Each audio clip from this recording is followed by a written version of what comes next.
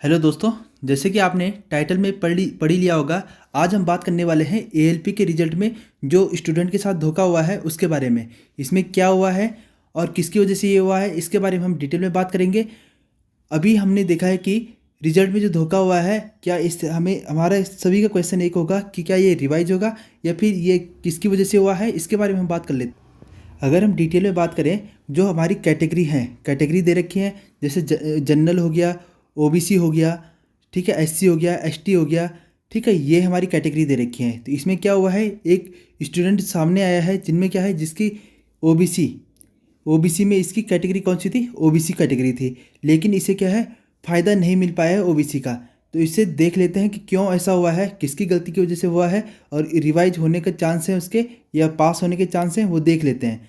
तो जनरली एक जैसे हमारे पास एग्जांपल ये ले लें कि हमारे पास जैसे ये कैटेगरी हो गई है कि जैसे ये हमारे पास है यूआर की कट ऑफ गई है 54, कहाँ की गई है, अजमेर की गई है। जैसे एएलपी में एससी की गई है 36, ठीक है, ओबीसी गई है 39 और एसटी गई है 27 और ईडब्ल्यूएस की गई 40, ठीक है। तो अगर हम ओबीसी की बात करें, यहाँ पे जा रखी है 39.27 जा रखी है, लेकिन किसी स्टूडेंट के यहाँ पे 40 नंबर है, 40 प्लस नंबर है, ठीक है। तो 40 प्लस नंबर हैं, लेकिन क्या हो रहा है, इसे यहाँ पे इसके जो ओबीसी का है इसका बेनिफिट नहीं मिला है और ये कहाँ कहाँ चला गया है, ये यूआर में इसको माना गया है, यूआर माना गया है, इसमें ओबीसी नहीं माना गया है और यूआर मान लिया इसे।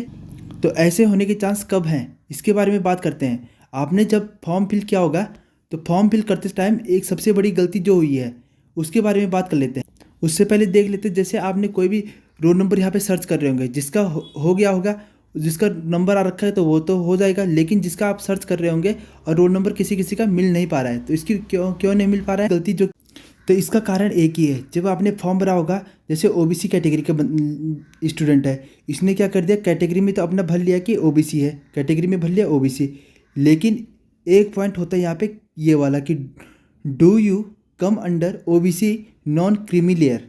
तो यहाँ पे क्या कर रखा है, इसका नो कर रखा है, तो नो कर रखा है। तो अब क्रीमी लेयर क्या होता है, तो क्रीमी लेयर की अगर हम बात करें, ठीक है, क्रीमी लेयर की अगर हम बात करें तो क्रीमी लेयर होता है एक होता है नॉन क्रीमी लेयर, एक होता है नॉन क्रीमी लेयर। तो क्रीमी लेयर वाले स्टूडेंट कौन से होते हैं और नॉन क्रीमी लेयर वाले स्टूडेंट कौन से होते हैं।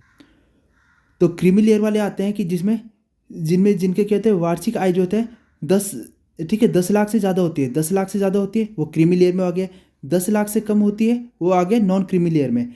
अब इन्होंने क्या कर दिया है कि नॉन क्रीमी लेयर के लिए पूछा गया था यहाँ पे, तो इन्होंने क्या कर दिया, नो कर दिया। तो नॉन क्रीमी लेयर के लिए जब नो कर दिया तो ये किस लेयर में आ गया, क्रीमी लेयर में आ गया। तो क्रीमी लेयर का मतलब क्या हो गया, जो हमें आरआरबी में दे रखी है कि इतनी एनुअल आय जो होने के बावजूद अगर आप कैटेगरी में हो तो आपको क्या कर देगा, शिफ्ट करके जनरल कैटेगरी में लेके आ जाएंगे, तो उसे बेनिफिट नहीं मिल पाएगा। जो अगर 10 इससे जो वार्षिक आय की जो लिमिटेशन दे रखी थी, उससे अगर ज़्यादा किसी की वार्षिक आय होती है तो उसे क्या करते हैं, जनरल में माना जाता है।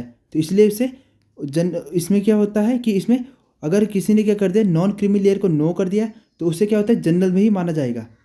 तो अगर नॉन क्रीमी लेयर का मतलब क्या हो गया कि 10 लाख से जिसकी सैलरी कम है तो उसे नॉन क्रीमी लेयर के, ठीक है, नॉन क्रीमी लेयर में आ जाएगा। तो इसीलिए इसे क्या होता है, जनरल में मापा गया है। तो इसीलिए हम देख सकते हैं कि जिनका क्या हुआ, कैटेगरी का फ़ायदा नहीं मिला है, ठीक है।